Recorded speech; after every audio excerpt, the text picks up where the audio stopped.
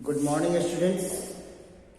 आज हम जिस चैप्टर को पढ़ने जा रहे हैं उस चैप्टर का नाम है भारतीय राष्ट्रीय कांग्रेस की स्थापना, foundation of Indian national Congress. भारतीय राष्ट्रीय कांग्रेस की स्थापना 1885 ईस्वी में हुई थी, परंतु इसकी शुरुआत के पीछे कई महत्वपूर्ण फैक्टर थे। यह एक दिन में इसकी स्थापना नहीं हुई थी। एक लंबे समय तक कई फैक्टर्स के कारण, कई प्रतिक्रियावादी विचारों के कारण, कई सकारात्मक राजनीतिक सोच के कारण इसकी स्थापना हुई थी।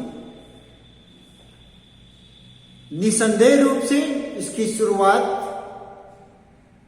अंग्रेजी शिक्षा के कारण हुई। भारत में 1835 में लॉर्ड मैकाले ने जब अंग्रेजी शिक्षा का प्रारंभ किया और भारत में अंग्रेजों के राजकाज अंग्रेजी में होने लगे, तो भारतीयों को भी अंग्रेजी सीखनी लाजमी हो गई। तो पहला कदम 1885 की स्थापना के लिए जो उठाया गया था, जो सक्रिय था, वह था अंग्रेजी शिक्षा। इस अंग्रेजी शिक्षा के कारण भारतीय भी यूरोप में होने वाली घटनाओं, राजनीतिक प्रगति, सामाजिक प्रगति, इन सब के बारे में अंग्रेजी शिक्षा प्राप्त करके जाने। इसी ने भारत में यूरोप की उदारवादी विचारधाराओं, उदारवादी लहरों को लेकर के आया। यूरोप में तेजी से फैल रहे प्रजातांत्रिक विचारों यानी spirit of democracy, wave of liberalism, इन सब चीजों को भारत में भी भारतीयों को जानने का मौका मिला और वह सिर्फ अंग्रेजी शिक्षा के माध्यम के द्वारा ही हुआ। फ्रांसीसी क्रांति की जो 3 बेसिक टेनेट्स थे, स्वतंत्रता, समानता और भ्रातृत्व, इसके बारे में भी भारतीय जाने। फिर दूसरा कदम था भारत में अंग्रेजों के द्वारा किए जा रहे भेदभाव।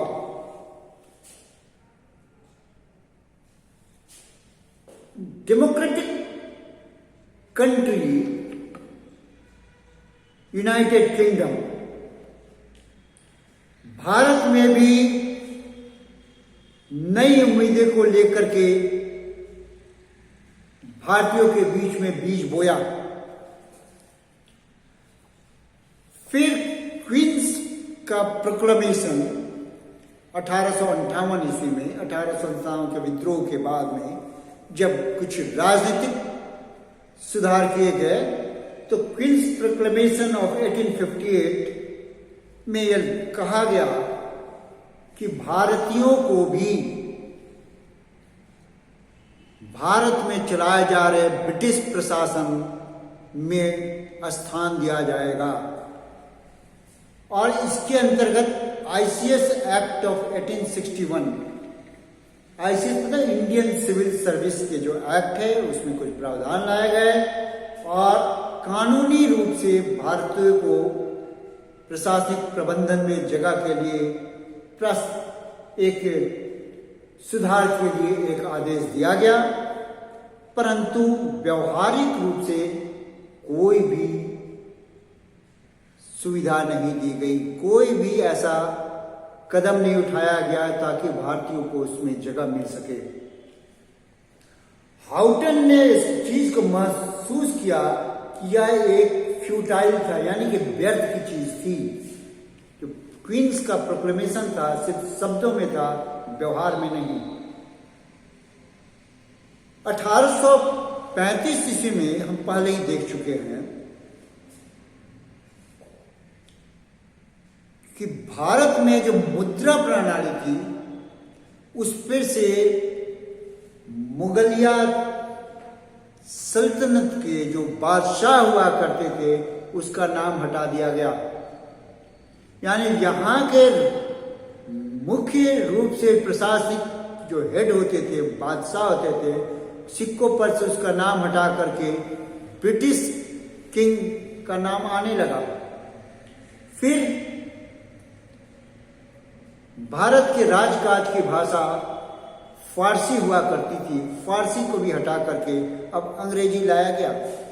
इससे भारतीयों के मन में रोष होने लगा। फिर पहला जो राजनीतिक मंच बना हुआ था 1835 ईस्वी का लैंड होल्डर सोसाइटी। थोड़ा उसके पहले एक बार फिर से आ जाते हैं तो इस इंग्लिश शिक्षा में क्या क्या किया, पॉलिटिकल रिफॉर्म, राजनीतिक सुधार की बात की, जानकारी दी, सामाजिक न्यायता के बारे में जानकारी दी और प्रजातांत्रिक विचारों के बारे में भारत में ले आया। तो उसके बाद क्वींस प्रोक्लेमेशन आया, उसे भारतीय को जगह देने की बात की, लेकिन व्यवहारिक रूप से ऐसा कुछ भी नहीं किया गया। और फिर 1835 ईस्वी में जो लैंड होल्डर सोसाइटी बनी, पहली राजनीतिक संस्था थी। ये बंगाल, बिहार और उड़ीसा के जमींदारों की एक संगठन था जो कि अपने जमींदारों के हित की बात करता था, लेकिन ये बहुत ही छोटा था। लेकिन इसका महत्व इसलिए भी है कि यह पहला राजनीतिक संगठन था। 1843 ईस्वी में एक अगली संस्था बनी जिसका नाम था बंगाल ब्रिटिश इंडिया एसोसिएशन।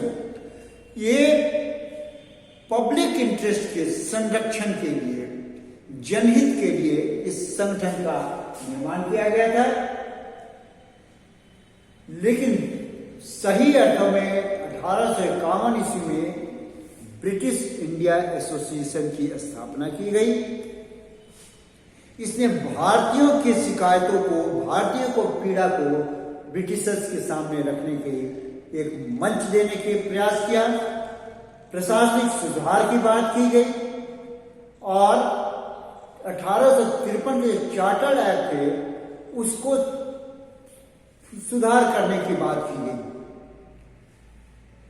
इसने यह भी कहा कि जो अंग्रेजों की ऊंची ऊंची तनख्वाह है ब्रिटिश अधिकारियों की, उसको कम करें, क्योंकि ये तनख्वाह भारत की तनख्वाह से, भारत की जो आर्थिक संपदा है उसमें से दी जाती है। भारत की अर्थव्यवस्था पर इससे प्रतिकूल प्रभाव पड़ता है। और इसने यह भी कहा कि भारतीय और यूरोपियों के बीच में जो भेदभाव है, डिस्क्रिमिनेशन है, end of discrimination between Indians and Europeans, इसको समाप्त किया जाए। लेकिन इन सब चीजों को अंग्रेज जो मूल रूप से इंग्लैंड में रहते थे उनको कैसे बताया जाए, इस तथ्य को अवगत कराने के लिए दादा भाई नौरोजी जी ने बाद में grand old man of India की संज्ञा दी गई, यानी कि भारत का वयोवृद्ध कहा गया। उन्होंने 1866 ईस्वी में लंदन में ईस्ट इंडिया एसोसिएशन की स्थापना की और उन्होंने वहां पर अंग्रेजों को कहा कि भारतीयों के मुद्दों पर एक बार सोचें, एक बार विचार करें, एक बार जानें।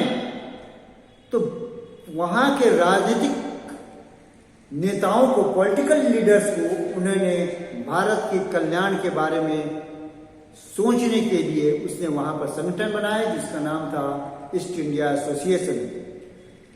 1870 ईस्वी में कलकत्ता में जातीय मेला बनाया गया। ये जातीय मेला राष्ट्रीय स्तर पर लोगों को इकट्ठा करने के लिए किया गया था।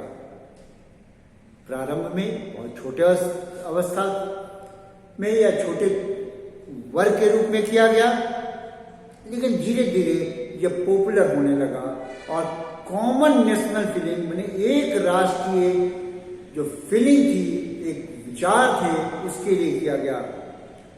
तभी भारत में 1876 से 80 ईस्वी, जो 4 साल का पीरियड है, इसमें भारत में वायसराय के रूप में या गवर्नर जनरल के रूप में लिटन आए। वह एक प्रतिक्रियावादी विचारों का व्यक्ति था और उसने भारत में आते ही ऐसे ऐसे काम शुरू किए जो भारतीयों के अहित में थे, यानी भारत के हित के विरुद्ध थे। उसने पहले उसके समय में ही इंडियन सिविल सर्विस, जो कि एक बहुत ही टफ एग्जाम होता था, उसमें भारतीय आ नहीं सके, इसलिए उसने उसकी जो मैक्सिमम आयु थी वह 21 वर्ष से घटा करके उसने 19 वर्ष कर दी कि शुरुआत में फॉर्म ही नहीं भर सके, अप्लाई नहीं कर सके, ताकि वो इस ICS बन ही नहीं सके और वो प्रशासन में उनका कहीं भी कोई अधिकार हो ही नहीं सके। फिर उसने 1877 ईस्वी में, उस वक्त बेंजामिन डिज़रायली जो इंग्लैंड के प्रधानमंत्री थे, उन्होंने 76 में क्वीन विक्टोरिया को भारत का साम्राज्य घोषित किया गया। पहले वो इंग्लैंड और कनाडा की थी और अब भारत की साम्राज्य घोषित कर दिए और उनको साम्राज्य को भारत में उसने घोषित करने के लिए एक बहुत बड़े दरबार का आयोजन किया गया 1877 ईस्वी में। उस वक्त भारत में भयंकर रूप से अकाल चल रहा था। दक्कन का क्षेत्र पूरी तरह अकाल के प्रभाव में था। मद्रास का क्षेत्र, जिसे मद्रास फेमिन के नाम से, सीवियर ड्रॉट, फसल बर्बाद, भूखमरी। उत्तर पश्चिम के क्षेत्र में भी अकाल, कुछ हिस्से पंजाब में अकाल, और भारत की जनता लाखों लाख मर चुकी थी।